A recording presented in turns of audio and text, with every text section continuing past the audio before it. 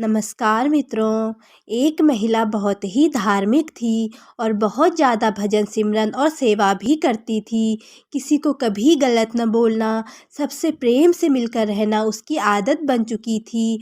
वह सिर्फ एक चीज़ से बहुत दुखी थी कि उसका आदमी उससे रोज़ लड़ाई झगड़ा करता और कई बार तो वह मारपीट भी करता था। उस महिला ने अपने गुरु महाराज जी से अर्ज़ की कि हे गुरुदेव, मुझसे कौन सी भूल हो गई है। मैं सत्संग भी जाती हूँ, सेवा भी करती हूँ, भजन सिमरन भी करती हूँ, लेकिन मेरा आदमी मुझे रोज़ मारता है। मैं क्या करूँ? गुरु महाराज जी ने कहा, क्या वह तुझे रोटी देता है? महिला ने कहा, हाँ जी देता है। गुरु महाराज जी ने कहा, फिर ठीक है, कोई बात नहीं। उस महिला ने सोचा, अब शायद गुरु जी की दया से वह उसे मारना पीटना छोड़ देगा, लेकिन ऐसा कुछ नहीं हुआ। उसकी तो आदत बन गई थी कि वह रोज़ उसकी पिटाई करने लगा।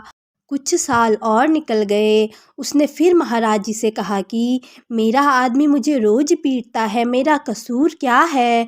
गुरु महाराज जी ने फिर से कहा, क्या वह तुम्हें रोटी देता है? उस महिला ने कहा, जी देता है। तो महाराज जी ने कहा, फिर ठीक है, तुम अपने घर जाओ।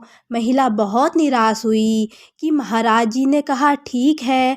वह घर आ गई, लेकिन उसके पति के स्वभाव में कोई बदलाव नहीं आया। वह महिला बहुत तंग आ गई। कुछ एक साल गुजरे, वह फिर गुरु महाराज जी के पास गई और बोली, वह मुझे अभी भी मारता है, मेरा कसूर क्या है? मैं सेवा भी करती हूँ, सिमरन भी करती हूँ, फिर भी मुझे ज़िंदगी में सुख क्यों नहीं मिल रहा? गुरु महाराज जी ने कहा, वह तुझे रोटी देता है? उसने कहा, हाँ जी देता है।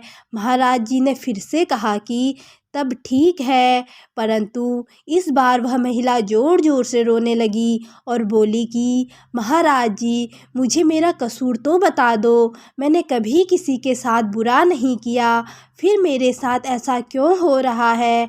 महाराज कुछ देर शांत हुए और फिर बोले, बेटी, तेरा पति पिछले जन्म में तेरा बेटा था और तू उसकी सौतेली माँ थी। तू रोज़ उसको सुबह शाम मारती रहती थी और उसे कई दिनों तक भूखा रखती थी।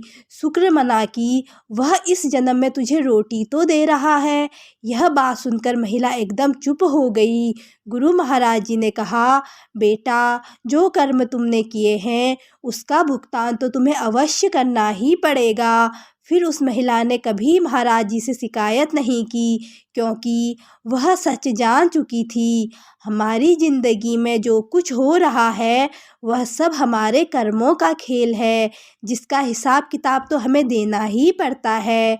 जय श्री राधे कृष्णा। दोस्तों, कथा अच्छी लगे तो चैनल को लाइक, शेयर और सब्सक्राइब कर दीजिए। धन्यवाद।